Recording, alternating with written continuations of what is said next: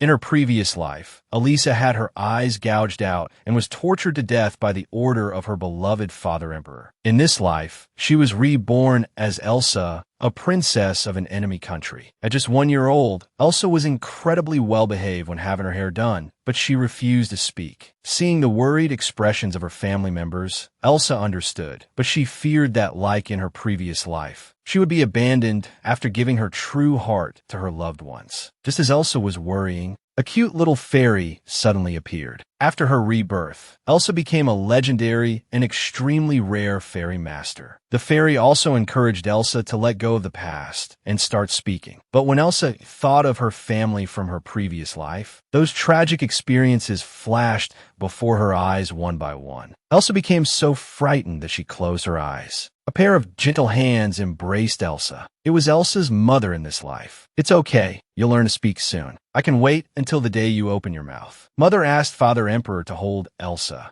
Although Father Emperor was worried about hurting the small Elsa, he picked her up with encouragement from his empress. For the first time, Elsa felt the wholehearted love from Father Emperor. She nervously lay in Treywin's arms. At this moment, Father Emperor suggested holding a birthday party for Elsa. A day later, Elsa's grandfather and grandmother, who originally guarded the north, traveled thousands of miles to celebrate her birthday. This should have been a very happy occasion. However, her grandfather brought news that was very bad for Elsa. At the northern border, Eatonbell happened to be signing a peace treaty. Eatonbell was Elsa's country in her previous life. Eatonbell would send envoys to attend Elsa's birthday. When Elsa thought about meeting her former relatives in a few days, she trembled in fear. This girl with sapphire-like eyes was Elsa, the reborn little princess of the enemy country. Due to her experiences in her previous life, little princess Elsa was very afraid of the dark. So she closed her eyes tightly and began to summon the fairies. In the starlight, the fairies surrounded Elsa. Just then, the curtains fluttered. Elsa saw outside the window.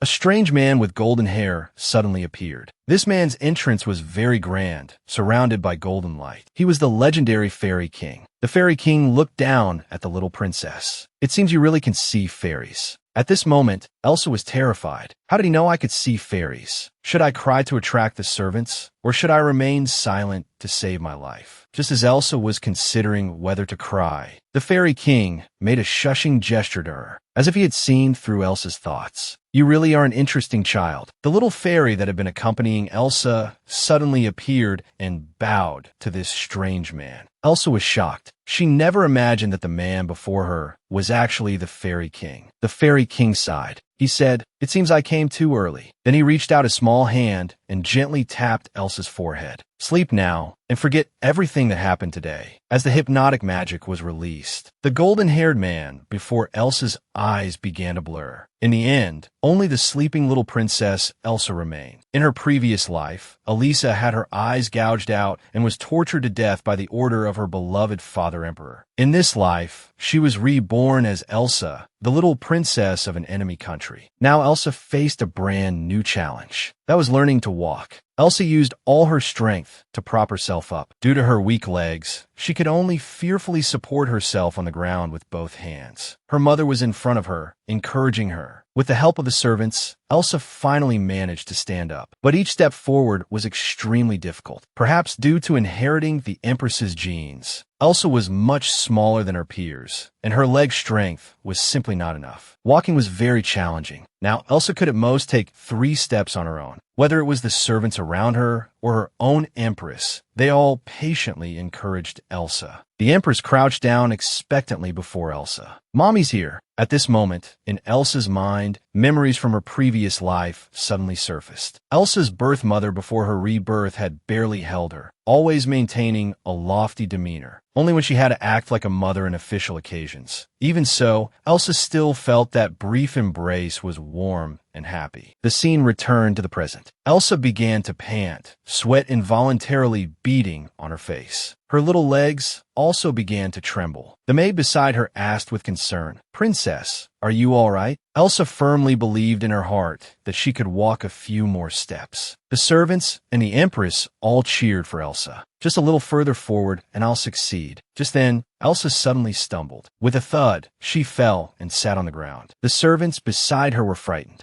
At this moment, Elsa laid her upper body on the ground, slowly supporting her entire body with both hands. That's right, Elsa stood up by herself. Elsa knew she couldn't give up like this. As long as she kept moving forward step by step like now, she would eventually be able to throw herself into her embrace. This was the first time Elsa had seen her grandparents since her rebirth. Elsa opened her eyes wide, curiously examining her grandparents. Because Elsa's grandparents guarded the northern border, they had never met before. This time, her grandparents traveled thousands of miles to celebrate Elsa's birthday. Grandmother wanted to hold Elsa. She used her small hand to tickle the little princess's cheeks, her face full of a benevolent smile. Then grandfather also happily extended his finger, teasing Elsa's little face. Then the empress and her entourage entered the room. Grandfather appeared very worried because Edenbell, the country, had recently signed a peace treaty and had become considerably more docile for the time being. But what was concerning was that they would send envoys to attend Elsa's birthday celebration. This might be the most terrifying news Elsa had heard since her rebirth, because the Edenbell Empire was Elsa's former country. Elsa's whole body trembled at the thought of the tragedy from her previous life. She silently prayed, "Please, don't let it be the Edenbell royal family coming." At that moment, Elsa thought she heard the names of the royal family members. She could no longer hold back and burst into tears. Grandfather immediately stood up. "What's wrong? What's wrong with Elsa?" At this point, grandmother directly criticized grandfather. "It's because your voice is too loud that she's like this." The empress quickly patted Elsa's back. "It's all right, Elsa. Mommy will scold grandfather." Elsa tightly grasped the empress's clothes. She put on a wronged expression, and then grandfather apologized to Elsa. "I'm sorry, Elsa, but it's all the fault of those Edenbell fellows. Right, Elsa?" Elsa nodded. So Elsa hates Edenbell too.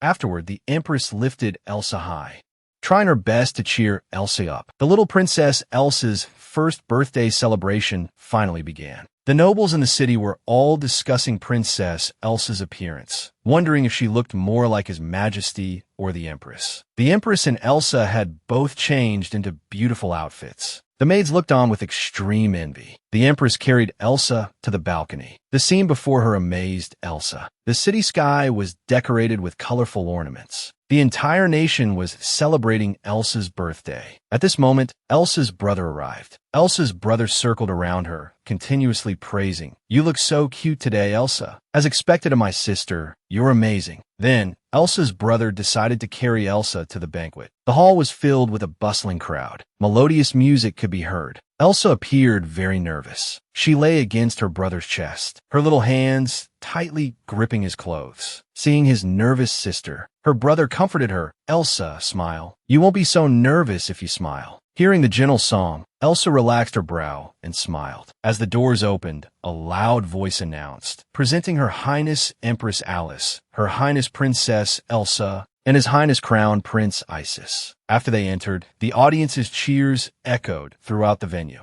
This little princess, who was framed and killed in her own country, was reborn as the beloved in an enemy country. Yet she saw the envoys from her previous life. Elsa's birthday celebration was extraordinarily lively. The nobles were all eagerly anticipating a close-up view of the princess's face. At that moment, the crown prince entered, carrying Princess Elsa. Her sapphire eyes, complemented by silver-white hair, were utterly adorable. The little princess immediately became the center of attention. Suddenly, a man stood before the crown prince, extending his large hands. It was Father Emperor, who also wanted to hold Elsa. The banquet proceeded smoothly. They even sprinkled holy water brought from the light temple over Elsa. Afterward, the nobles presented their gifts one by one, just as Elsa was immersed in the joy of receiving gifts. A sentence plunged her into fear. "Next, we invite the envoys from Edenbell to step forward." Elsa felt as if her soul had left her body. Who could the Edenbell Empire's envoys be? What if it was someone she knew? As the envoys stepped forward, gradually revealing their true appearance, blue eyes came into view. Could it be Lacheas? The Edenbell envoy removed their hood. Under the bright palace lights, a delicate face was revealed. Little Princess Elsa involuntarily murmured, "Olsen." By now, Elsa's eyes were brimming with tears. It turned out this young envoy was Elsa's only childhood friend. He was also the Empire's youngest high-level magician. Elsa hadn't expected Edenbell to send him. This made her feel comforted. How much can a brother dote on his sister? Elsa's brother could give you the answer. He approached, carrying a blue box. Seeing the jewel-encrusted box, Elsa looked puzzled. Is it a sword? Her brother gently lifted Elsa's small hand. He placed a deep kiss on it. My adorable sister, happy first birthday. His Majesty said, Isis, do you want to establish a knight's covenant with Elsa? It turned out this was a unique covenant in the Knight Empire. It was different from ordinary contracts. Once a knight's covenant was established, one had to protect the other forever, even at the cost of one's own life. But Elsa, who had experienced betrayal in her previous life, no longer trusted anyone. People's hearts change easily, and one never knows when betrayal might occur. Elsa immediately burst into loud tears. Brother Isis held Elsa's small hands in both of his. I've said it before, haven't I? I will protect you anytime, anywhere. Moreover, you're not just my miracle, but also my wish and my good fortune. I will definitely become stronger in the future. Only then can I protect you properly. So, please give me a chance. Elsa was silent for a moment. Then she revealed a trusting smile. His Majesty took up the jeweled sword. Now we proceed with the oath ceremony. This oath contains not only courage, but also the heart to protect Elsa. As the oath concluded,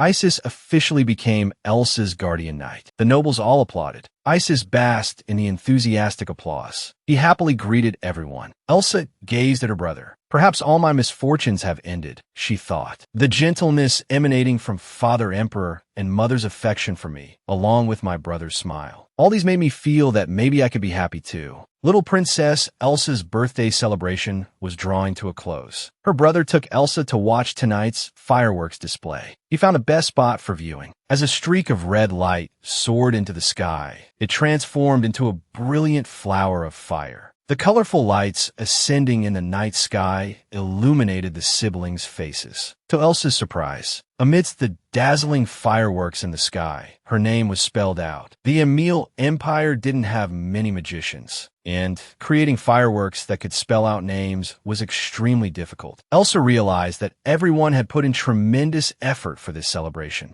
Immersed in emotion, Elsa felt she could finally open her heart. Elsa softly uttered her brother's name, but the thunderous sound of fireworks seemed to drown out Elsa's voice. Did he hear me? I should have spoken earlier, she thought. Elsa secretly glanced at her brother's reaction. Without her noticing, her brother had already turned his head. Yes, Isis had heard. A tear rolled down from his left eye. Elsa, did you just call my name? Isis was extremely excited. You really called my name, didn't you? Elsa gave a helpless expression. It was just calling his name once. Was it really worth crying tears of joy? The king and queen hurried over. The queen, unaware of what had happened, asked Isis what was going on. Elsa spoke again. Mother. Learning that Elsa could speak, the queen was particularly excited. The king rushed to Elsa's side. What about me? Quick, call me too. Elsa smiled softly and uttered, Father. The overjoyed king scooped Elsa up in his arms. The whole family was elated and moved by Elsa's ability to speak. Unexpectedly, Elsa had such a good childhood friend in her previous life. While the whole family was rejoicing over Elsa's ability to speak, Alson downstairs couldn't help but recall the past. Those were the good times in the Edenbell Empire. Suddenly, a voice came from behind. It was his teacher. The teacher sighed. The Edenbell royal family is in utter chaos, while the Emil Empire is harmonious. How embarrassing. Alson worriedly said, What if someone overhears? Before Alson could finish, the teacher interrupted. So what if they hear? I'm already old. Alson clenched his fists tightly. He couldn't understand why. Why did Elisa have to be executed? If I had known earlier, I would have found a way to save her. But when I learned of this news, it was already too late. Even now, in the first moment I open my eyes each morning,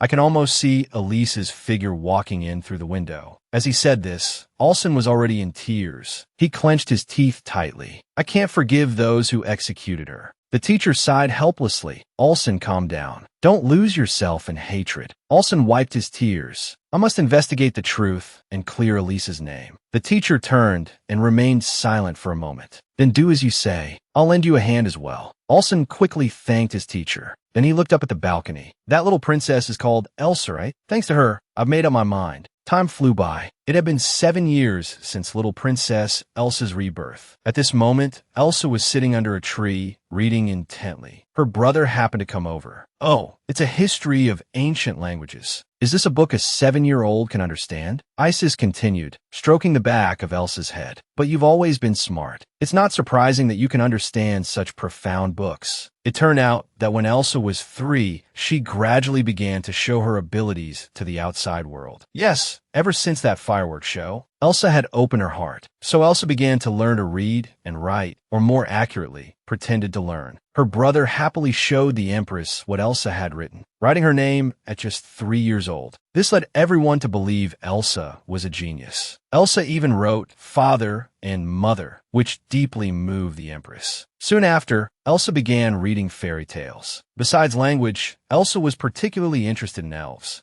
She started researching information about elves, but Elsa always worried that her talent might affect her brother's status as heir. Until now, Elsa could finally study openly. In fact, Elsa's study of elf knowledge had only one purpose. That was to take revenge on the Eden Bell Empire. Fortunately, in Emil, she could easily obtain news about the Eden Bell Empire. For the past few hundred years, the two countries had always been enemies. Only in the last decade or so had they begun to coexist peacefully, and Brother Lakias will be crowned Crown Prince this year. It seems even though I died, everyone is still doing well. Elsa's empire held a grand event every season. The events mainly involved worshiping deities and holding festivals. As it was the biggest event of the year, the palace put a lot of effort into preparation. Mother, being the Empress, must be extremely busy. Yet this time, she came without prior notice. Do you have something to tell me? Elsa happily opened the door and ran to her mother. Mother, I've missed you so much. How have you been feeling lately? The Empress held Elsa's small hands in hers and got straight to the point. I'm doing well. Do you remember Professor Amy who visited last time? It turned out that the professor from the Emil Imperial Academy was to test Elsa's learning ability. But Elsa, with memories from her previous life, had been a bit perfunctory with the teacher at the time. Elsa thought the Empress would criticize her, but unexpectedly, the Empress said, Professor Amy couldn't stop praising you.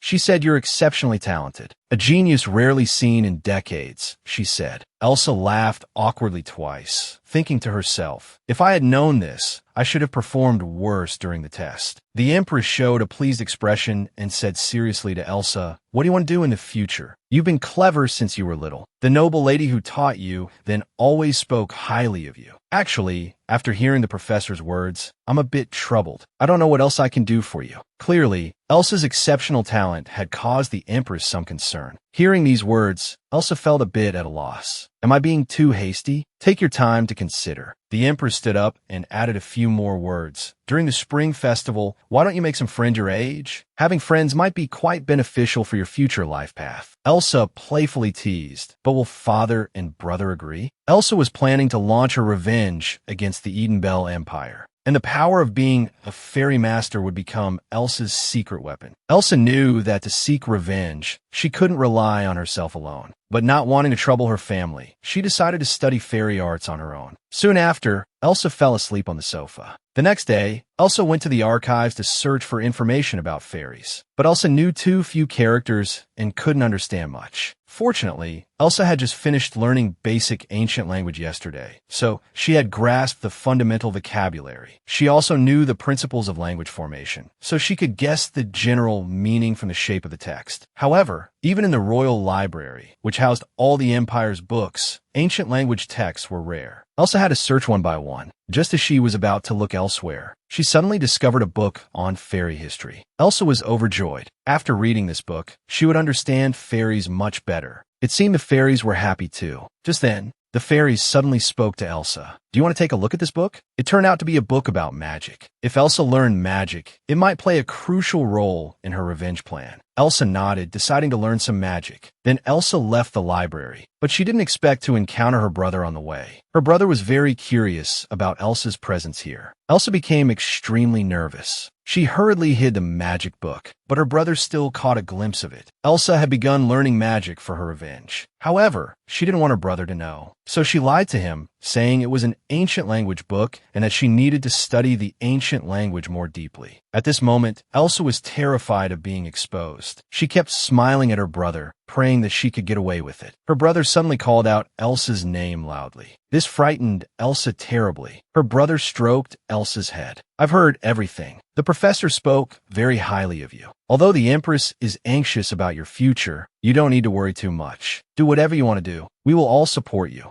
After saying this, Isis turned and left. This made Elsa suspicious. It seemed as if her brother knew she was hiding something. But such outlandish things as her rebirth and possession of elves, her brother couldn't possibly know, right? Elsa knew that such unrealistic things simply couldn't be told to others. Back at her room, Elsa was reading the history of elves. The stories in the book were incredibly interesting. So far, she could be certain that fairy masters had disappeared because they were forced into the war of fairy swords. But the book never mentioned people who could see fairies from birth. Elsa blinked her eyes, curiously asking, "So what's my situation then? I don't know who to ask about this. What should I do?" Just as Elsa was frowning with worry, she accidentally saw information about summoning fairies in the book. Elsa was overjoyed. This was also what Elsa wanted to understand the most. After careful reading, Elsa discovered that the most important thing for summoning fairies was a contract certificate. This was Elsa's first time signing a contract with a light fairy. This also laid the foundation for Elsa's revenge plan. Elsa carefully read the fairy history. She found out that summoning fairies required drawing a magic circle. But this book didn't separately introduce this kind of formation. What made Elsa particularly angry was that the book actually advertised, if you want to summon fairies, you can purchase. How could the dignified princess of the Emil Empire tolerate such a thing? She decisively threw away this fairy history book. Panting, the disappointed Elsa slumped on the desk. "I thought I could learn more about fairy summoning. Damn the author, going to such lengths to promote sales." As Elsa was complaining, the fairies around her told her to calm down. Elsa also realized she had been too excited. "No, wait. The book the fairies told me to read might have clues." Elsa flipped through the magic book. Sure enough, as she had guessed, although it was a low-level contract formation, it was better than nothing. Elsa quickly prepared the materials suggested in the book. The paper and pen were all ready. All that was left was to draw the magic circle. After drawing the magic circle, she would place her hand on it, then recite the incantation, "Spirits that construct all things, come and become my power." Immediately, golden rays of light emanated around Elsa. The brilliant golden light was inevitably a bit dazzling. Soon, the golden light coalesced into a ball. A cute golden fairy appeared before Elsa's eyes. The fairy suddenly spoke. "Elsa, you've succeeded in summoning." Elsa was very surprised to hear this voice, because this fairy was the one that had been accompanying Elsa. Named Bluer, she was a low-level light fairy. The fairy that had been by Elsa's side since she was little had taken physical form. Elsa hadn't expected that making a contract with a fairy would be so simple. The light fairy told Elsa that summoning higher-level fairies wouldn't be so easy, because Elsa was still in a young state. Her magical power was still relatively low. So to summon high-level fairies, she would need to wait for her magical power to increase. Above the low-level fairies, there were 4 more levels of fairies. The highest level was the Fairy King, Luminous, whom Elsa had seen before. Speaking of Luminous, Elsa hadn't realized that the god most revered by the Emil Empire was actually the Fairy King. He not only symbolized victory and honor, but was also the god of life. And the festival that the Emil Empire was about to hold was also to pray to Luminous. The Light Fairy continued to narrate the history of the Fairy King. In fact, a long time ago, the Creator created the Night of Spells. The Fairy Kings were born from this. Since then, the title of Fairy King has changed with the passage of time. Luminous was previously known as the Master of Spells, and now is called the God of Light. But not all gods are fairies. Gods and fairies together guard the world. So humans sometimes fall,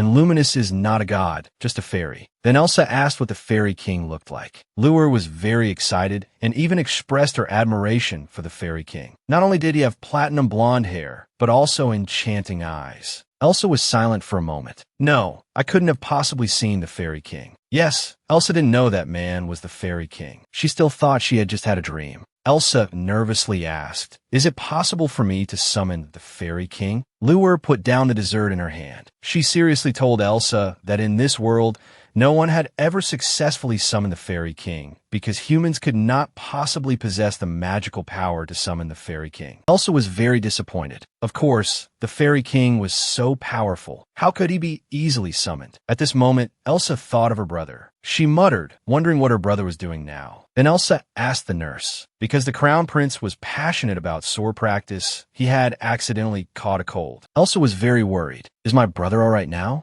Is he very sick? The nurse suddenly realized she had let slip. Elsa immediately hugged the nurse, pitifully begging her to tell her. Elsa looked so pitiful as she tried to find out about her brother's condition. It turned out that the Crown Prince was worried about transmitting his cold to Elsa. That's why he had ordered not to tell her about his illness. But Elsa didn't want her brother to hide anything from her. So Elsa decided to write a letter to her brother. She was determined to tell him her feelings and let him know not to worry too much about her. The scene changes. The cold had left Isis without an ounce of strength. His nose felt like it was plugged with a cork, forcing him to breathe through his mouth. Even his voice sounded muffled. The one visiting Isis was Bevan from the Night Order. Bevan and Isis had a good relationship. Bevan asked Isis why he was practicing swordsmanship so desperately. Isis said in a low voice, of course, it was to improve his swordsmanship to deal with various emergencies. Yes, ever since Isis made the Knight's Covenant with Elsa, he knew that only by constantly improving his strength could he protect the one he loved. At this moment, a servant informed Isis that Elsa's maid was requesting an audience. Isis immediately got up upon hearing this. It turned out to be a letter sent by Elsa. Isis took the envelope and paused for a moment. This was really unexpected for Isis. Isis opened the envelope and began to read. But he hadn't read more than 2 sentences before he started coughing. He even swayed a little. Bevan, concerned for the Crown Prince, told His Highness not to get too excited, or his fever might worsen. Isis was very exasperated. Bevan, you're so nagging. Turn your head away. The letter mentioned that Elsa expressed her longing and concern for her brother. After reading the contents of the letter, Isis felt somewhat guilty. Although he had discovered that Elsa was hiding something from him in the library last time, Elsa must have her own reasons. As her brother, he should trust and support her. This also made Isis more determined to become stronger. Bevan, watching Isis, couldn't understand why he was so fond of his sister. Perhaps it was because Bevan was an only child, so he really couldn't understand his feelings. It was also thanks to Elsa that the Crown Prince could muster his spirits. Remember when Queen Tethys had just passed away, Isis was like a little wild beast gone mad. If it weren't for the current Empress and Princess, how could he show such a smile? This was the first time Elsa learned that she could use magic. On the first day of the spring festival, everyone was praying to Luminous, the god of light. Then came the ritual where priests healed the sick. Ugly scars would all be healed under the magic power. Elsa, watching from upstairs, was very curious. If the Fairy King wasn't a god, then where did the power used by the priests come from? Lure explained to Elsa that strictly speaking, they weren't using divine power. Rather, it was the self-healing ability that light fairies naturally possessed. The priests, because they followed Lord Luminous and helped spread his teachings, received some power. Elsa suddenly realized, if light fairies were born with healing abilities, could she use this power herself? The fairy smiled and replied, of course you can. You can absolutely use this power to heal patients. Elsa was overjoyed. However, Elsa's power wasn't very strong, and not much different from those priests. Only when the spirits summoned by Elsa become more powerful will her healing abilities grow stronger. Someone like Elsa, who could see spirits from birth, is truly one of a kind. If others were to learn about Elsa's immense power, she would surely face envy. For now, it's best to keep this ability hidden. This way, the power of a spirit mage can become her secret weapon. The thought that higher-level spirits meant stronger healing abilities made Elsa shudder. The unknowing queen mistook it for Elsa feeling cold. After the ceremonial ritual ended, the queen, hoping for Elsa to make more friends, arranged a tea party for her. Unable to escape, Elsa hadn't spoken to her brother in a while. Due to the morning's solemn atmosphere, Elsa couldn't chat with her brother and could only steal glances from afar. Now, with her brother at a distance, even pretending to pass by and whisper to her would be difficult. Seeing her brother now restored to health, Elsa's face lit up with joy. And beside her brother was the attendant, young Master One, who not only excelled in swordsmanship, but also showed great talent in magic. He was the heir to a duke's family. Just then, a girl next to Elsa suddenly spoke to her. "Will your highness be attending the embroidery gathering?" "I'm not very good at embroidery," Elsa replied. The girl, brimming with enthusiasm, went on to explain, "Embroidery is indeed challenging, but all beginnings are difficult. With regular practice, you'll become skilled in no time." Remembering how uncomfortable Elsa looked last time, she quickly interrupted, "I think I'll pass." Indeed, Elsa was very averse to being with these people. Meanwhile, another girl had been talking to herself for half an hour. Knowing that others were of lower status, or perhaps intimidated by her demeanor, they kept agreeing, "Oh my, indeed. Someone save me." Elsa desperately hoped for someone to rescue her from the situation. Just then,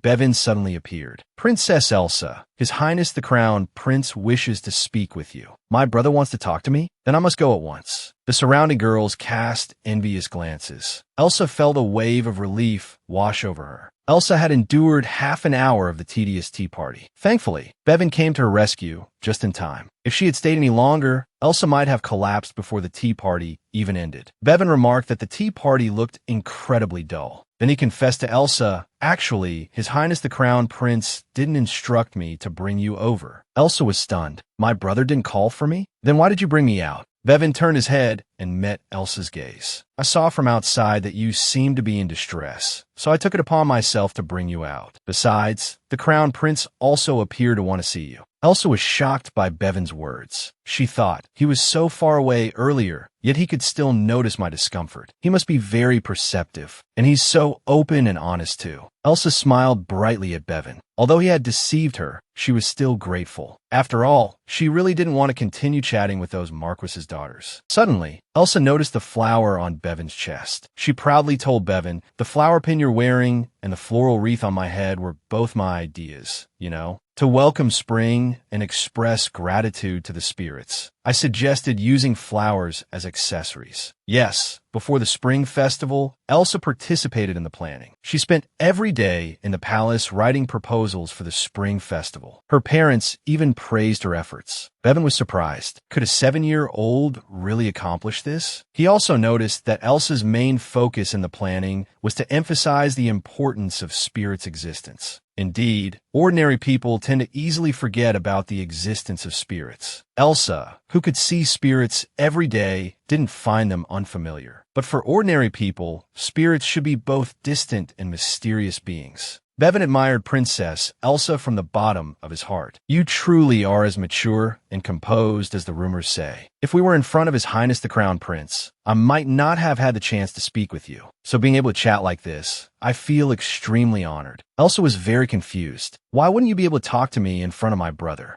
Just as Bevan was about to explain to Elsa, unexpectedly, the Crown Prince interrupted Bevan from afar. The Crown Prince appeared very enthusiastic, directly pushing Bevan aside. Elsa finally understood why Bevan couldn't speak to her. He simply couldn't get a word in edgewise. Bevan, standing to the side, could only helplessly swallow his disappointment. Little Princess Elsa was truly blessed. No one could have imagined that in her previous life, Elsa was framed and killed. But in this life, she was reborn as a princess of the enemy country, adored by all. Just as Elsa and her brother were chatting animatedly, her mother and grandparents also arrived at the tea party. It turned out that Her Majesty the Queen had some business to attend to, so she asked Elsa to show her grandparents around the palace. Elsa was overjoyed. This was also a rare opportunity to spend more time with her grandparents. However, to Elsa's surprise, Bevan also followed along. Her grandfather also led a powerful knight order at the border. Young Master Bevan must also aspire to become a skilled swordsman like her grandfather. Elsa's group arrived at the back garden. In the back garden, there was an arched corridor covered in blooming flowers. As a gentle breeze blew, flower petals fell from above. Elsa caught the petals. At that moment, she had never felt so happy. Her grandfather called out to Elsa, "Stand still right there." Elsa was a bit confused. Her grandfather took out a glowing orb from his pocket. It turned out to be a newly developed image sphere by magicians, powered by magic stones. It could store scenery and sounds. Elsa could hardly believe what her grandfather was saying. Then her grandfather shook the image sphere slightly. Elsa's motion of catching the flower petals was completely recorded. Elsa felt extremely shy, while her grandparents were melted by Elsa's cuteness. The Crown Prince also loved this image sphere very much. He begged his grandfather to give him one. Obviously, the sister-complex Crown Prince wanted to stare at Elsa in the image sphere all day long. Since her grandparents were at the border year-round, this image sphere was specially bought by them to record Elsa's moments. How could they possibly give it to the Crown Prince? Subsequently, the Crown Prince started to act coquettishly towards his grandfather. Elsa and Bevan couldn't help but laugh at this scene. Elsa and the Crown Prince both coughed up blood and fainted from poisoning. Who could be the one who poisoned them? Today was the highlight of the festival. Everyone was dressed in white. Elsa was also wearing a white gown. She arrived at the Isis Palace. The Crown Prince and Bevan were chatting casually. Elsa inadvertently noticed a portrait on the wall. The woman in the painting was Queen Tethys, His Highness Isis's mother. Isis looked at the portrait impassively. If Mother were still alive, I wonder what she would think of me now. It's a bit silly to think like this, Isis said, shrugging and smiling. Elsa comforted her brother. You need to cheer up, brother. Isis shook his head. I'm fine. Don't worry about me. I feel very happy now. Isis stroked Elsa's hair. His words warmed Elsa's heart. She felt the same way.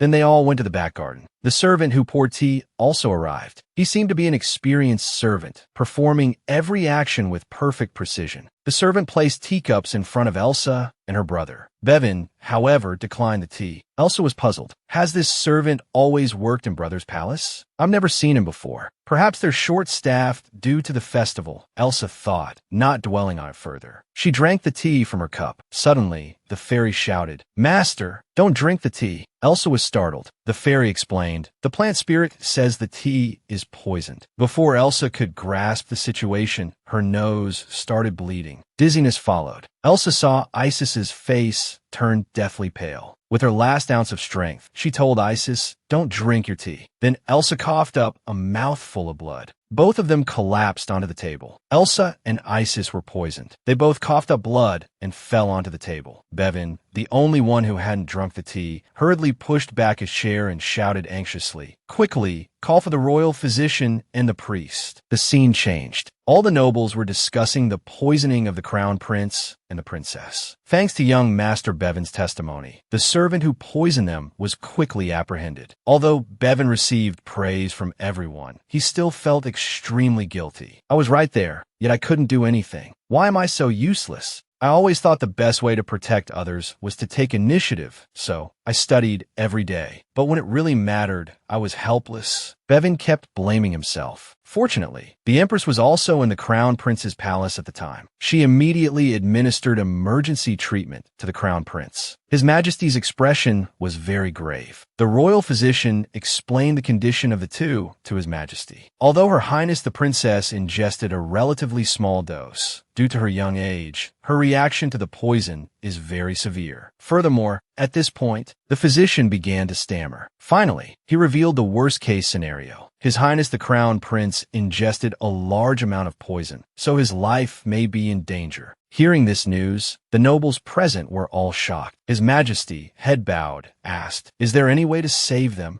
The royal physician explained to His Majesty, "At present, the key is to determine which poison they have ingested. Only then can we search for an antidote. Actually, the best solution would be to have a priest use divine power to heal them. However, the high priest and senior priests have gone on a pilgrimage to prepare for the spring festival." His Majesty bit his lip tightly, guessing that the culprit must have considered this point as well. The pilgrimage was a custom of the spring festival. It would take at least 3 to 4 days to bring the priest back. His Majesty appeared utterly helpless. Were Elsa and Isis going to die? Could the author declare the end of the entire story now? His Majesty, refusing to accept this, ordered all efforts to save the two. At this moment, one of the counts muttered in a low voice, "On the sacred day of the spring festival, both their highnesses have been poisoned. This must be an ill omen. What could it mean? It must be a curse. Surely the gods are angry because the offerings were insufficient. The crown prince is not fit to be the heir." His Majesty stepped up to the count. "What exactly do you mean by that? Do you think my son is an ill-fated person?" The count immediately bowed and explained, "Your Majesty, I didn't mean it that way. I just thought it was an ominous sign." His Majesty was thoroughly enraged, his eyes filled with murderous intent. "As you said, today is a sacred day, so I'll let you off the hook for now." The count immediately expressed his gratitude. His Majesty continued, "But if you dare insult a member of the royal family in front of me again, I will cut out your tongue and feed it to the crows." The count was terrified. "I deserve death. It's all because of my loose tongue." His Majesty didn't pursue the matter further and turned to leave. But the count secretly smiled, as if everything was going according to his expectations. Princess Elsa, poisoned, remained unconscious. The mastermind behind the poisoning was still at large. Elsa's condition had been temporarily stabilized, but divine power was still needed to completely eliminate the poison from her body. The high priest and senior priest would need another 2 or 3 days to return. The Empress was extremely worried about Elsa, her eyes brimming with tears. Elsa remained in a state of constant nightmares. The scene shifted to Elsa's dream. The pitch-black space terrified the young Elsa. She instinctively looked around this unfamiliar place, as if searching for something, but her feet were bound by a massive iron ball. Soon, the dream's location changed. This was Elsa's appearance in her previous life, imprisoned in an underground dungeon. Elsa was in utter despair. "How could my family become like this? Why do they only believe Mariana and refuse to listen to my explanation? I'm so heartbroken." Elsa curled up into a ball. At this moment, she was contemplating ending her life. Suddenly, another voice appeared in Elsa's mind. "Is that really what you think? Don't you still have things you want to do?" Yes, Elsa desperately wanted to know why they had tried to kill her. But at this point, pursuing those answers seemed meaningless. Everyone hated her, and Elsa no longer held any hope for them. The other voice comforted her. "It's all right, because I believe in you. Those who love you are not here. They are waiting for you to return." Memories flashed before Elsa's eyes one by one. Her brother, her parents, they all loved and believed in Elsa. Elsa wiped away her tears. She firmly believed in her heart that she was no longer Elisa. "I am the only princess of the Emil Empire." The iron chains at her feet gradually disappeared. Elsa broke free from the nightmare in her heart. She ran continuously towards the light ahead. But no matter how much Elsa ran, she seemed unable to get closer to that light. Elsa felt a bit lost. With a thud, she lay down on the grass. "I can't give up yet. I need to think carefully about the light." Elsa closed her eyes, enjoying the sunlight. "Is light my family?" Elsa pondered for a moment. "No, family is indeed light, but that's not all. I have light too. The people who have always loved me, and the light I receive from them. All of these have warmed my heart." Accompanied by streaks of golden light emerging from her chest, Elsa remembered. Then she called out the name of the light spirit loudly. She confidently walked towards that golden light. The unconscious Elsa finally woke up, but her brother was still in a dangerous state. Would Elsa expose her spirit power to save her brother? Elsa, just awakened from her dream, murmured "Mother" in a daze. The Empress was so moved that tears streamed down her face. She then hugged Elsa tightly, repeating Elsa's name over and over. Elsa, held so tightly, could barely breathe. The Empress called for the royal physician. He said it was fortunate that Her Highness had regained consciousness and woken up. However, she still needed to continue treatment, rest well, and take good care of herself. The Empress reached out her small hand to caress Elsa's cheek. "It's all right, Elsa. You just need to take medicine for a while and rest well. You'll recover soon."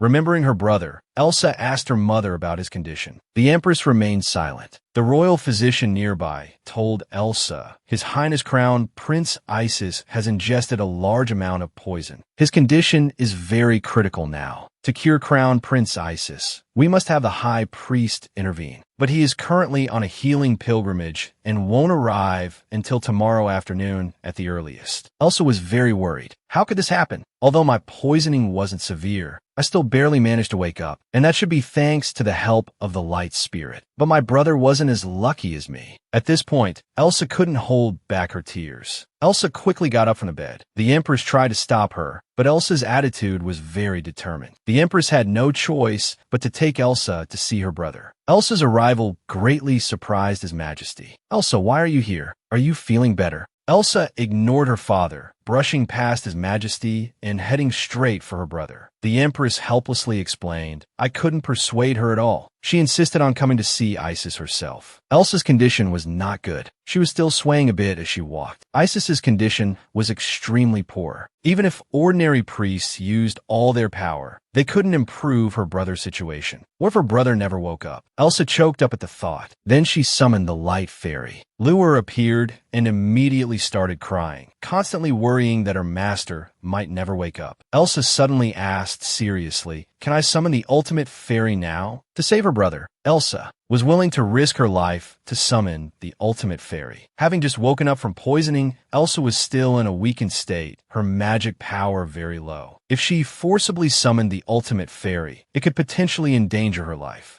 But if she used a magic stone, it might be possible to succeed. Elsa knew that the healing abilities of low-level fairies were on par with the divine power of ordinary priests. To cure her brother, the only way was to make a contract with the ultimate fairy, even if it meant exposing her identity as a fairy master. Elsa took the magic stone from her neck. Is this magic stone enough? This was the magic stone Alson had given Elsa at the birthday banquet. Since then, Elsa had been wearing it constantly. Lure moved closer to examine it, scrutinizing it carefully. The exquisite sapphire was very beautiful, shimmering with a faint glow. Unexpectedly, the magic power in the stone had been completely depleted while you were unconscious. Elsa was very surprised. How could this be? The fairy explained to Elsa, "The reason you woke up so quickly was probably due to the protective magic in this stone. Once the magic is exhausted, the stone becomes useless." Elsa seemed a bit at a loss. Her parents, not knowing the reason, thought Elsa was experiencing mental confusion, talking to herself. The Empress quickly approached Elsa. "Are you feeling unwell? If you're tired, you should go back to your room to rest." Perhaps because Elsa was in a tense state, she didn't seem to hear her mother's words. She kept thinking about where to find magic power. Elsa inadvertently glanced at Bevan, seeming to remember something. "Can I borrow your magic stone?"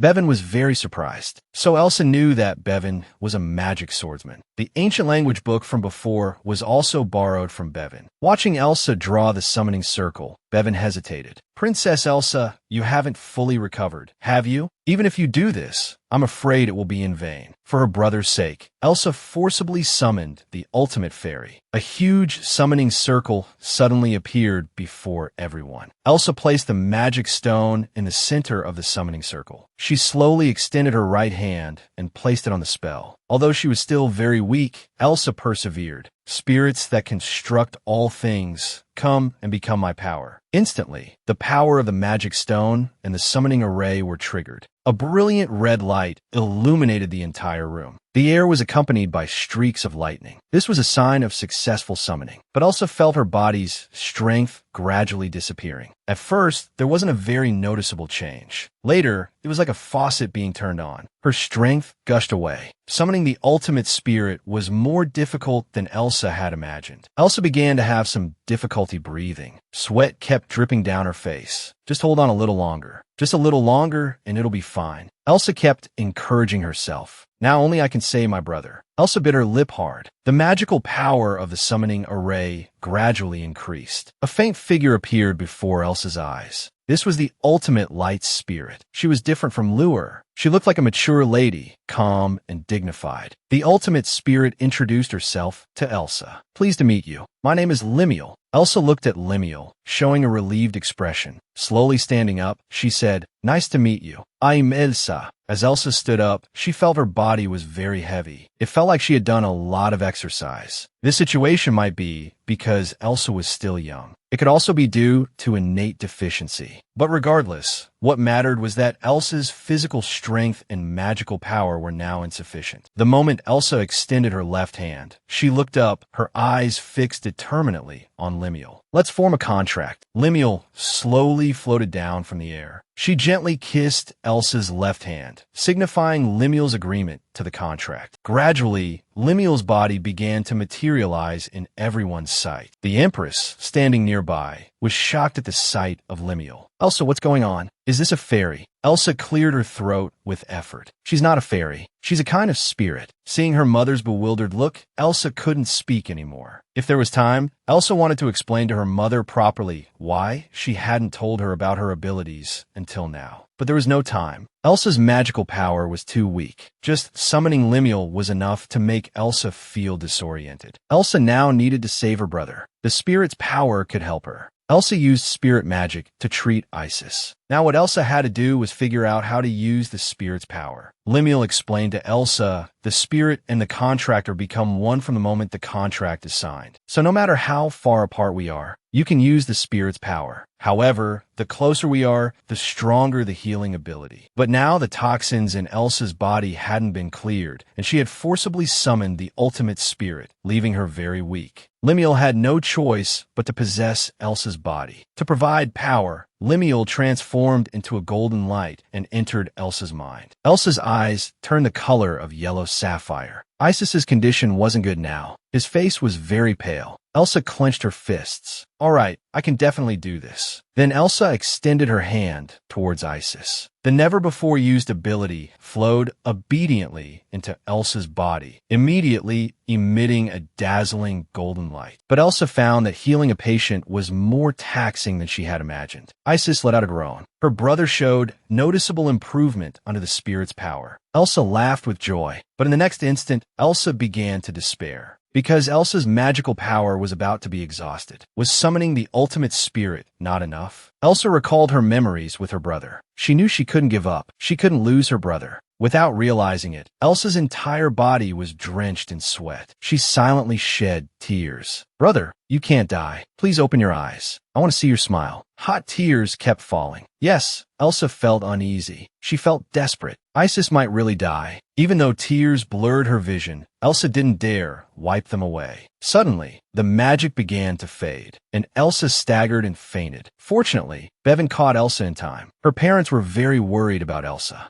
Elsa shed tears again. Was relying on her alone really not enough? The healing effect, even if it could just last until the high priest arrived. Just then, a voice came from behind. Is this the world after death? Yes, His Highness Isis had awakened. Elsa excitedly jumped onto the bed and hugged Isis. Elsa's identity as a spirit master was exposed, but Elsa didn't tell everyone about her reincarnation. Elsa only explained to the priest how Isis was awakened. The priest was surprised that Elsa could summon spirits. The spirit book that Elsa had previously hidden from Isis was because Elsa's very existence was special. This ability didn't necessarily bring only benefits to Elsa. That Isis could be saved proved that they were all fortunate. The priest looked incredulous. After hesitating for a long time, he said, several priests and clerics couldn't wake the crown prince, yet the princess possesses such powerful healing abilities. Could it be that you are a holy maiden? Elsa explained to the priest, as I just said, I am a spirit master. After saying this, Elsa summoned Lure. The summoned deer seemed to notice that everyone around was looking at him. He gently lifted his skirt to greet everyone. Hello, I am a low-level light spirit. Looking at the adorable spirit, everyone couldn't help but exclaim. Goodness, to make everyone believe what Elsa said, she had to use this method to prove it to them first. The priest looked at Elsa with admiration. Princess, you possess such a powerful ability. I promise to fully support you from now on. The priest's reaction was more positive than Elsa had imagined. She was even given the title of Holy Maiden by the priest. Earlier, Elsa had worried whether this ability would be beneficial to her. But seeing the priest's attitude towards spirit masters, Elsa's heart eased a little. The mastermind behind framing the princess and the crown prince was given the highest punishment by His Majesty. The punishment methods were extremely cruel. The powerful healing ability earned Elsa the highest title from the priest. And all of this, Elsa had anticipated this day. But she wouldn't leave the secular world and convert to priesthood just because she received the title of Holy Maiden due to this power. She would stay in the palace, stay with her family. But she would make good use of this powerful healing ability to save more people. After finishing, Bevin said to His Majesty, "Now that the matter has been clarified, and both their highnesses have shown improvement, I shall take my leave." His Majesty agreed to Bevin's request, but instructed that the day's events should be kept confidential for now. Just then, Isis called out to His Majesty, telling him that the matter couldn't end here. "You must catch those who harmed Elsa and me. They must face the consequences of their actions," Isis said, his expression filled with hatred. This was the first time Elsa had seen her brother so determined and calm. His Majesty turned and walked slowly towards Isis. "Of course, I will use all my power to find the mastermind behind this. To prevent such incidents from happening again, once we catch him, I will cut out his tongue, chop off his limbs, and execute his entire family. Finally, I'll hang his head on the city gate for the crows to feed on." Father placed his hand on Isis's head, comforting him, "So you needn't worry. Focus on your recovery." His Majesty's words greatly reassured Isis. He even joked with his father, "You should also poison the culprit's most beloved person in front of him. That would make us even." Yes, this tactic of fighting fire with fire is indeed sickening. Even Elsa and Bevin felt uneasy. They thought, "They're truly terrifying." His Majesty smiled at Isis and said, "I will fulfill your wish." Because Elsa risked her life to save Isis, she was confined to bed for 3 weeks. The kind-hearted nurse, who loved Elsa like her own child, doted on her immensely, feeding her spoonful by spoonful.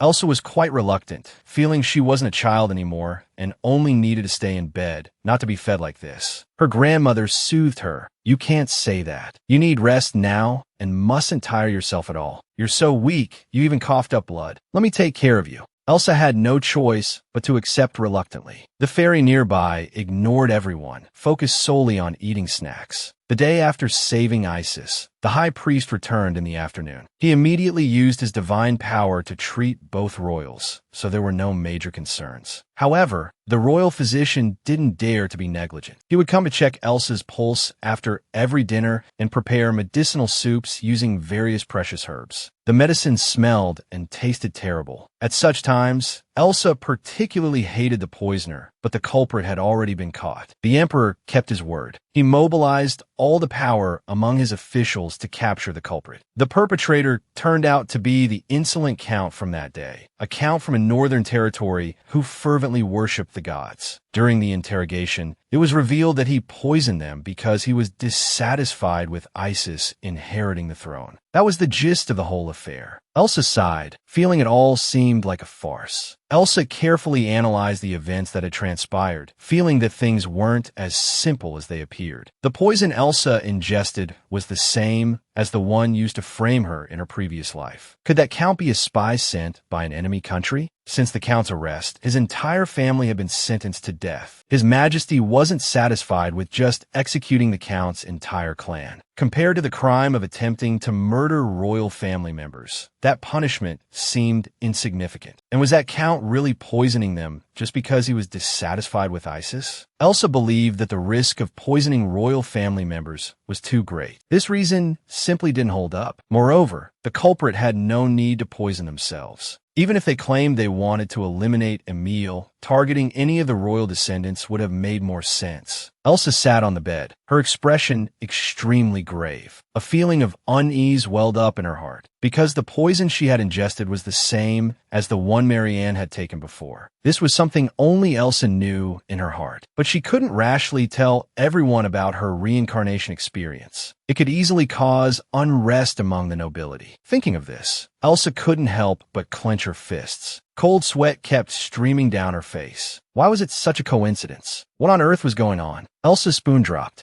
This frightened her nurse. "Why are you clutching your chest? Is your heart uncomfortable? Should I call the doctor right away?" The nurse's continuous questions left Elsa unable to interject. It wasn't until Elsa shouted loudly, "I'm really fine," that the nurse was reassured. But Elsa knew herself. The real mastermind behind this hadn't been caught yet. Elsa stayed at home, recuperating for 3 weeks. Finally, she could go out. Whether it was the melodious birdsong or the pleasant floral scent wafting on the gentle breeze, everything seemed exceptionally beautiful. Who would want to be confined to a room for over 20 days. Although Elsa could only take a short 30-minute walk after lunch, compared to the past 3 weeks, this felt like a dream. A beautiful butterfly immediately caught Elsa's attention. Its fluffy white wings were slightly transparent, like pure white gauze. Elsa crouched in front of the butterfly, unable to help but exclaim, "How beautiful!" Elsa could enjoy such a beautiful sight. This was all thanks to the royal physician telling her mother that 30 minutes of sunlight each day would be beneficial for her recovery. Just as Elsa was silently thanking the royal physician, footsteps sounded from behind. It turned out that Isis had also come here for a walk. As soon as they met, they both expressed concern for each other's health in unison. "Are you feeling better?" The two chatted and laughed under the shade of a tree, complaining to each other about being stuck in their rooms all day, one unable to practice swordsmanship, the other forced to be spoon-fed. Actually, Isis had come to find Elsa with a purpose. Isis told Elsa that the captured count was not the real culprit. The mastermind was someone else. Elsa showed no reaction to these words, because Elsa had also deduced that the mastermind was someone else. Instead, it was Isis who was a bit surprised. "You don't seem shocked at all," Elsa calmly replied. "Brother, why are you only telling me this now?" Isis explained to Elsa that all along, "You've always acted as calm as an adult, but you're only 7 years old now. We wanted to protect you properly, to prevent your mind from suffering any trauma. Father also had this reason, so he didn't tell you the truth about the matter." Elsa stared at her brother intently. "Since you brought this up now, does that mean you want to tell me who the real mastermind is?" Elsa had been framed and killed by the Edenbell Empire in her previous life. Now history seemed to be repeating itself. Isis didn't want to tell Elsa who the real mastermind was. In her brother's eyes, his sister was still just a 7-year-old child. Indeed, even if Elsa was born into the royal family, she's still a child, not yet 7 years old. Isis just wanted to protect Elsa, to protect everyone's treasure. Despite this, Elsa gently shook her head. "I want to know the truth, brother." Elsa's clear sapphire eyes were very determined. "Actually, I want to protect you too. Even if I'm still a child, I can protect you. Do you remember when I helped cure your illness last time? I also possess extraordinary power. Telling me the truth isn't a bad thing. To become stronger, I will continue to work hard." Elsa felt very proud as she said these words. At this moment, possessing the power of spirit made Elsa feel incredibly happy. Isis repeatedly confirmed, "Will you regret it?" Elsa didn't change her mind. "I won't regret it." Isis slowly told Elsa the truth. After Father's investigation, it was discovered that the masterminds were the royal family of the Edenbell Empire. After hearing this, Elsa's face began to gradually turn pale. Yes, Elsa had been trying hard to deduce the mastermind behind this incident before, but Elsa never dreamed she would hear that name here. Elsa's expression became somewhat dazed. With a look of disbelief, she asked, "Was it really them behind this?" Isis nodded. "That's right. Although we're not sure exactly who planned it, we've already identified several suspects now. The Edenbell Empire is fraught with internal conflicts. Due to Crown Prince Lakia's stain, the nobles have split into several factions. What stain? His younger sister, Elisa, was executed for attempting to murder a member of the royal family. Before Isis could finish, Elsa felt a chill run through her body upon hearing that name. She collapsed in front of her brother. Elsa was like a lost soul, her whole body trembling uncontrollably. Sensing something was wrong, Isis immediately called loudly for the royal physician. Elsa, shaking, grabbed her brother's clothes and pleadingly asked, "What does this have to do with the poisoning?" Isis didn't answer. "Elsa, you're not in a good state right now. Let's talk about this later." Suddenly, Elsa became very emotional. "Tell me quickly, why do they want to kill me?" Isis looked at Elsa, swallowed, and said, "We haven't found a reason yet. It's possible that the Crown Prince of Edenbell wanted to divert internal conflicts to a foreign country. He wanted to stir up trouble in our country. And that count was a spy for the Edenbell Empire.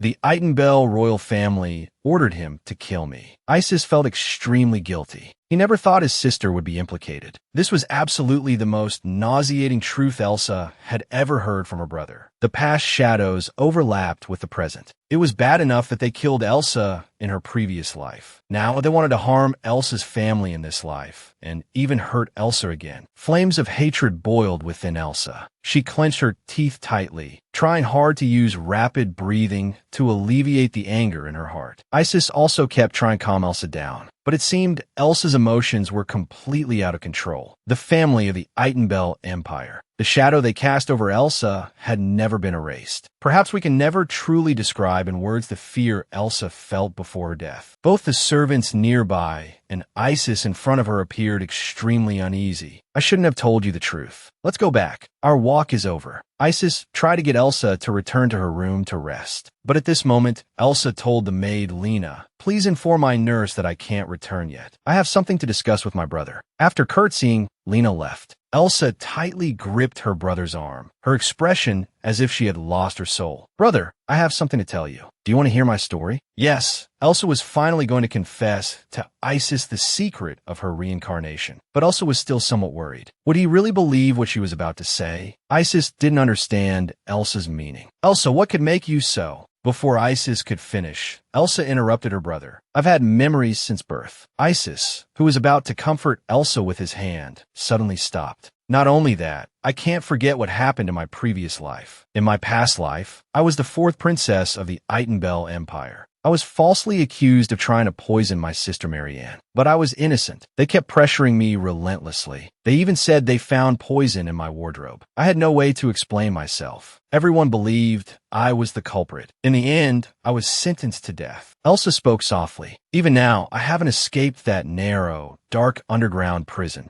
Those memories of drinking only putrid water every day." Elsa's voice, as she described this, gradually became as weak as a small boat drifting in a storm. But would Isis believe what Elsa was saying? Even if Isis believed her, would he, as the future king, allow Elsa to relive her nightmare for the sake of their empire's security? Elsa confessed to Isis the secret of her reincarnation. But this incredibly painful story sounded so absurd when spoken aloud. The family she once loved would wrongly accuse and kill her based on such flimsy evidence. Elsa cried out hoarsely, "I never wanted to kill Marianne. I never wanted to hurt anyone." Hot tears fell uncontrollably. Elsa clenched her fists, looking at her brother with a very determined gaze. "But I am innocent. Please believe me." Elsa seemed to have some worry in her heart. "I've told my brother everything. What will he say? Will he believe me?" "I believe you." Isis's firm answer made Elsa suddenly look up. Those unwavering emerald eyes looked at Elsa. "I believe you were once a princess of the Itenbell Empire, and that you never intended to kill your sister. I believe your words." Elsa was at a loss. "But don't you think it's absurd? I actually reign. My sister is very kind. She could never harbor thoughts of killing others." Isis's smile seemed to warm Elsa. Elsa's small body was tightly embraced by Isis. Isis emphasized once again, "I believe you." Elsa, without realizing it, was already in tears. She burst into tears in her brother's embrace. Elsa, after her rebirth, still couldn't escape the shadows of her past life. It felt as if time had stopped at the age of 14. But with Isis's trust, the sands of time seemed to restart and begin flowing again.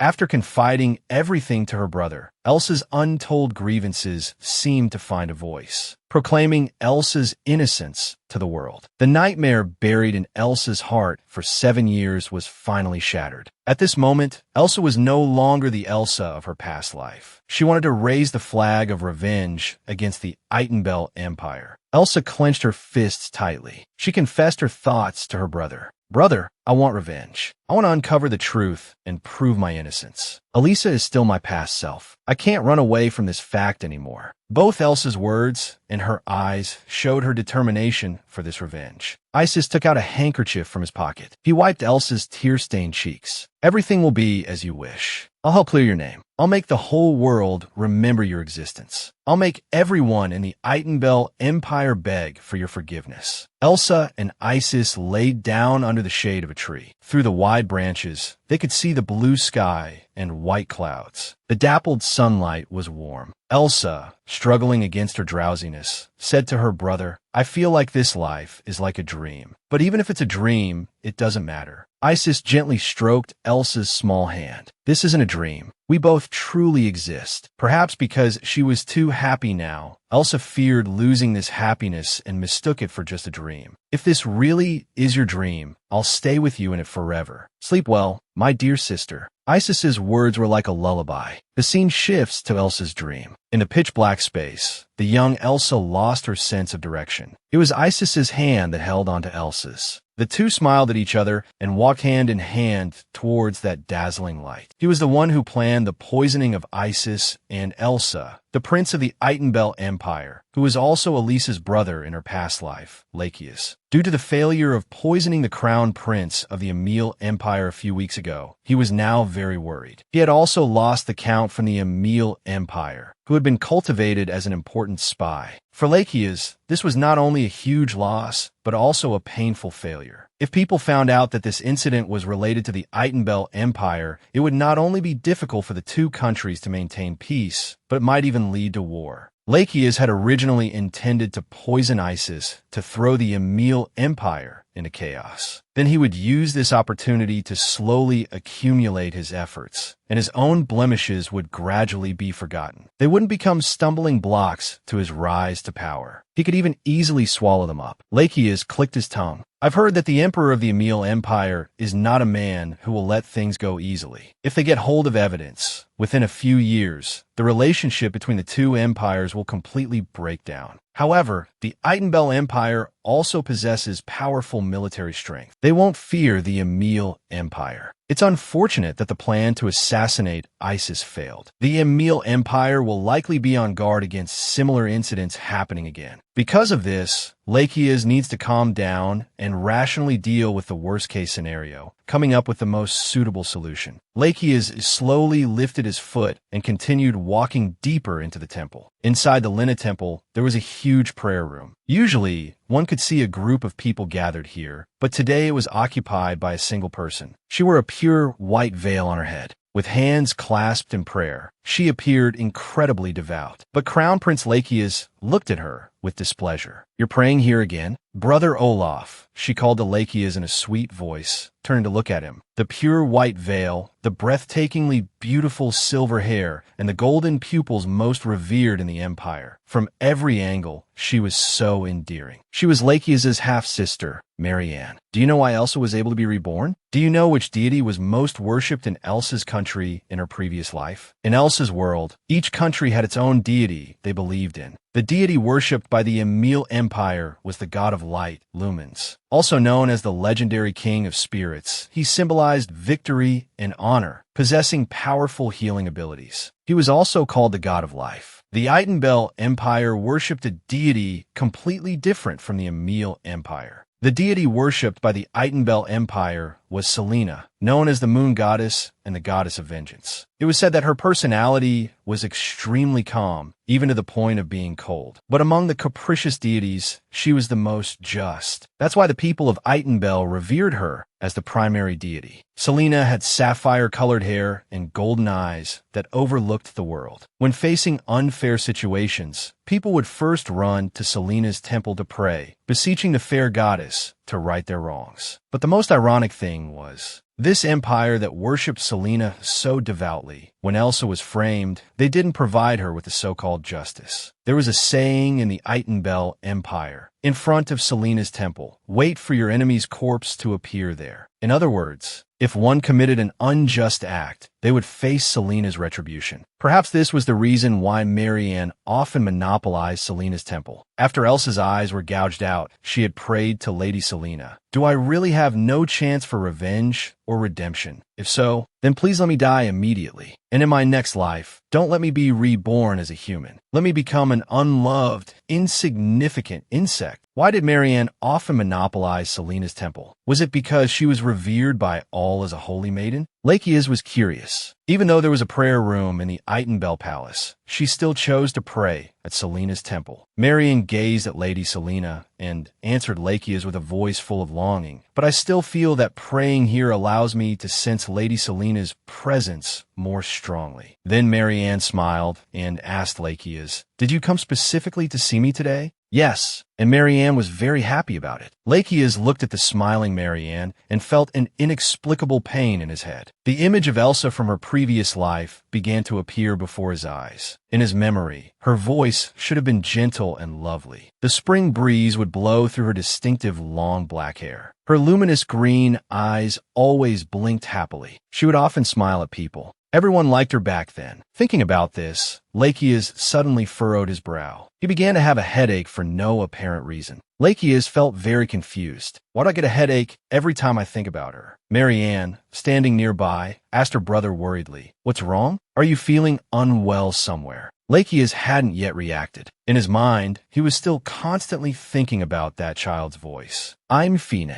I can talk to you about the Emil Empire." Lacheus told Marianne about the poisoning attempt on Isis. But Marianne's response made Lacheus feel very ironic. She, being a holy maiden, actually felt regret that the poisoning had failed. Why does Lacheus get a headache every time he thinks about Elisa? Could it be that Marianne has placed a curse on him? Lacheus recalled those years. The news of Elisa attempting to poison Marianne and being sentenced to death was spread far and wide. Moreover, although his birth mother was the empress at the time, to prove her innocence in the matter, she personally sent Elisa to the guillotine. And as Elisa's own brother, he still couldn't shake off the suspicion of assisting her in harming Marianne. Since ancient times, to become an emperor above all, one must be without any blemish. Fortunately, other brothers and sisters supported his succession to the throne, but other nobles might not. They could very well use his blemish to promote other royal family members as candidates. The power struggle between the nobles and the emperor has always been intense, so their attack on him was inevitable. To silence the nobles, he must achieve great merit, such as conquering the Emil Empire. Elisa not only attempted to kill Marianne, but even implicated me. How annoying, Lacheus thought as he looked at his palm, involuntarily recalling that time. When we were young, the relationship between us siblings was indeed quite good. At this moment, Lacheus suddenly experienced another bout of headache. We used to have a good relationship, right? Lacheus's expression looked exactly like someone under a curse. Forget it. It's just useless thoughts. There's no point in remembering someone who's already dead.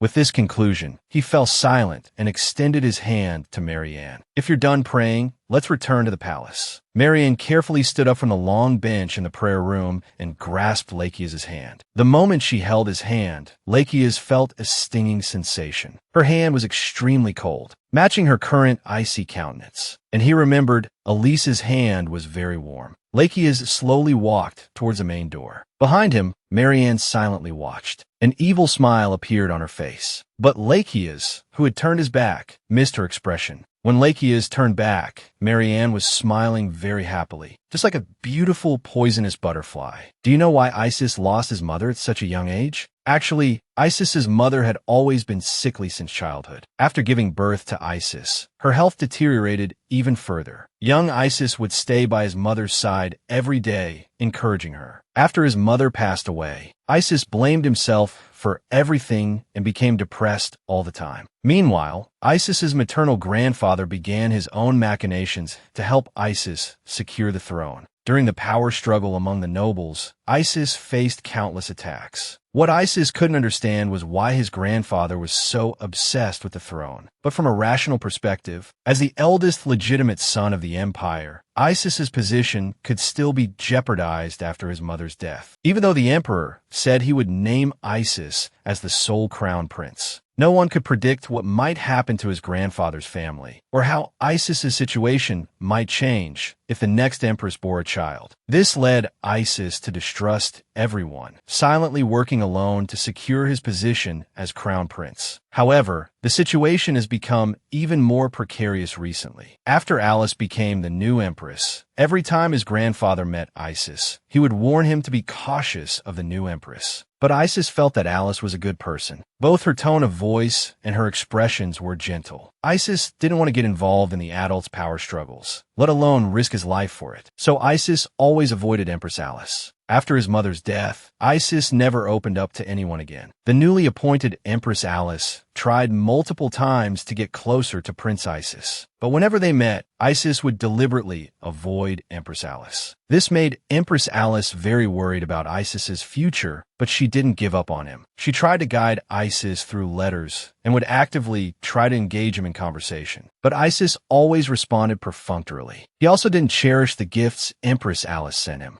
In truth, these behaviors weren't Isis's true intentions. Isis had often thought, if only someone could see past his identity as a prince and just treat him as Isis, the person. And if such a person were to appear, he would spare no expense, be it money or even his life. Time flew by, and Empress Alice had been in the palace for a year. At this moment in the palace, Empress Alice was discussing her pregnancy with His Majesty. Everyone was very excited about this. They were all discussing whether the child would be a prince or princess. To welcome the new life, a servant said they would go prepare the new palace. Little did they know that their conversation was overheard by Isis. In fact, Isis loved to play alone on the small hill near the new palace. It seems he won't be able to go there anymore. Isis turned away disappointedly, thinking he would visit for the last time tomorrow. The sound of footsteps gradually faded outside the door. It seemed to make Empress Alice aware of something. The weather was very clear the next day, but Isis felt very reluctant, thinking this would be his last time here. At this moment, Empress Alice's voice came from behind. Isis was very surprised. "What are you doing here? Since you're here, I'll be leaving now." After saying this, Isis strode away, but unexpectedly, he tripped over a stone. He tumbled all the way down to the bottom of the slope. Do you remember when Elsa first spoke to her family? After the birthday party ended, Empress Alice had sent someone early to deliver an invitation to Isis. The main content was if he had nothing to do tomorrow afternoon, they could go on an outing together. After reading the letter, Isis immediately sent someone to reply to the Empress that he would arrive on time. The next day, the weather was clear. In spring, the blooming flowers were all smiling at the sun. Empress Alice, carrying Elsa, entered the garden. At this moment, before Elsa's eyes, the proud garden of the Emil Empire slowly revealed itself. The servants had prepared food for Elsa's family very early. From Elsa's perspective,